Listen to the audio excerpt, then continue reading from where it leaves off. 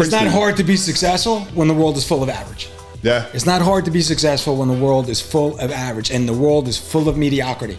And we're going to get to some other things. And comfort and softness and lack of toughness and lack of accountability. If you have any courage and any balls, you could say it's or any ovaries, you can be successful, because the world is full of average, and we celebrate average in our culture. So if you're a little bit of a gangster like you are, that's what I love about you, and I've always loved, which we'll get into, I hope, about you. I can assure you that in the real world, if you just put a little toughness, a little mother effer behind what you do, you're gonna be okay.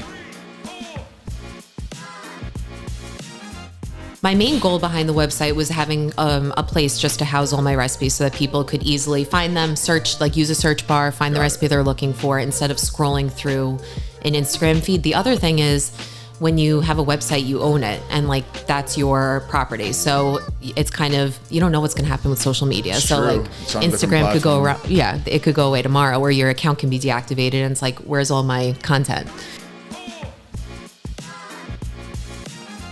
You need to be around people that think like you think. Right? Yeah. Or better than you. You know when you say that? Surround yourself with better people. Yeah. And that's where these mentors that I have, when I spoke to you before this, is like, I want to start putting myself around people that have these ideas of understanding of what we want to do with our businesses. I don't want to be the hardest worker there anymore. I want to give people the opportunity to make more, incentivize it, and let them take it to the next level. And I'll always be the leader of Of course. business. And you can still be the hardest worker, but maybe not the grunt work. That's what it is. You did the grunt work. I graduated in 2008. There was no job. So before I was going back for my 5th year, I said to Joe, like, hey man, you know, when I come home, I think I could help you do this. He's like, well, why don't you try to help me right now? Kind of testing me out to see if I could actually help. Yeah. We ran a camp that summer. A bunch of kids showed up. And he said to me, he gave me kind of a sales test. He says, listen, man, this summer, anybody that you bring to train here, I'll give you $100 for each kid. I had a younger brother. He's 9 years younger than me, and he was playing Pop Warner. So I'm like, hey, Matt, you and all your friends are coming to train with Riggio. There you go. My high school football coach, I'm like, hey, you guys need this team training account. Every kid on that team signed up. So we signed up like 35 kids inside of like a week. I went back to school with $3,500 or something, you know, so something like that. Joe paid you on time? Oh, he paid me on time, crisp $100 bills. I proved to him that, like, hey, I might not know shit, but I'm willing to take action, and I'm unafraid about making this a real career. When you open your business and you're managing it, you're running it, it's not just about what you want to do. Because all I want to do really is just make dough. Just make pizza, right? Make pizza, you know, do creation, do specials, work on the menu, whatever, test out bread. I love that stuff. That's what I like to do. Yeah.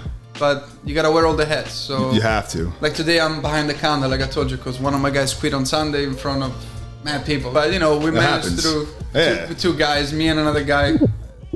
You gotta do it.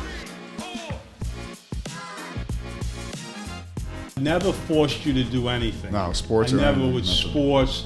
The only thing I wanted you to do is, you know, to be a good person, to work hard. You know, how many times I sent you text messages, and whether it was sports or something else, like, the only one that loves you is your family. And, you know, like, you know, it's not that people hate you, but, you know, you gotta work hard if you want something. You're owed nothing in life. Yeah, you never cared what I did. It was more about like how I approached it. That's all it really was.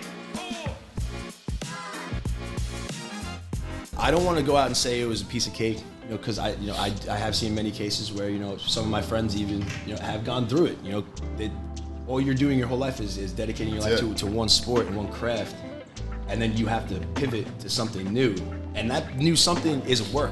You know, and work is, you know, work can be fun if you make it fun. For me, I really have to give it to my coaches at Stony Brook. You know, Coach Marin, Coach Sank, Coach Panucci, especially. You know, these guys they were always on me. Going to a college and playing, I don't care what division you play, it's a full-time job. So you're balancing school on top of a full-time job, and then worrying about starting. You know, you always got something going on in your mind. So the transition for me, I got to give it to the coaches, man, because they made me prepared to get on the mound, and they also made me be prepared to be a person in real life. Of course, I mean, especially you're on the mound versus LSU. I mean, how hard could it be? You know, it's, you know, you realize, you know, from when we were younger, you know, you always worried about giving up a home run. You always worried about walking a kid, hitting a kid. those are the less things that I would worry about on the mound. Like, you know, we learned that, you know, hitting a round ball with a round bat is the hardest thing to do in sports. Yeah. So what am I worried about?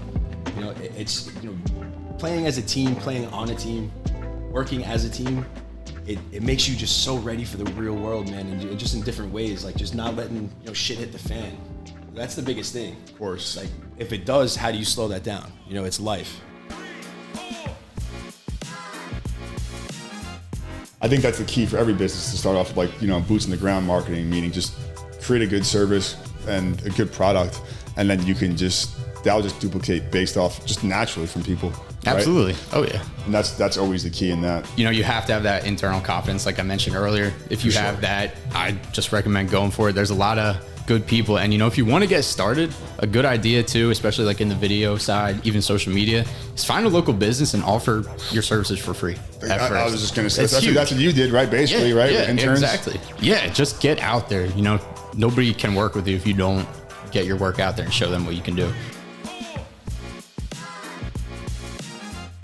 I'm the type of person, I talk to people to try to learn as much as I can. I talk to an accountant, I talk to a lawyer, I talk to other business owners, I talk to other therapists. Like, I talk to every field to get a sense of like what exactly I need in all of those areas, because technically we're with law, we're with accounting. Like, there's so many. At the end of the day, your revenue has to be higher than your expenses, right? It's about any business, right? It doesn't really matter. Yeah. So that is key.